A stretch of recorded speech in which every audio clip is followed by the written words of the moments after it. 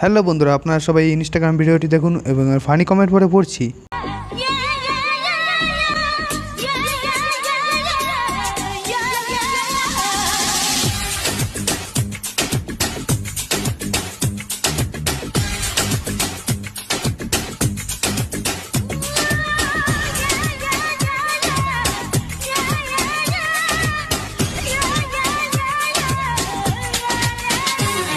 जीवन में जाने जाना एक बार है होता प्यार। মনে তো হচ্ছে গালে এখনই মুতে দেই।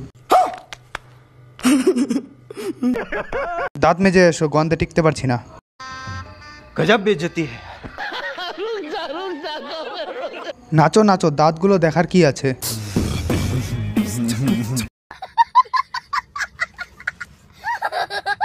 নাকের ফাঁকা দিয়ে উকন্ডা যাওয়া যাবে।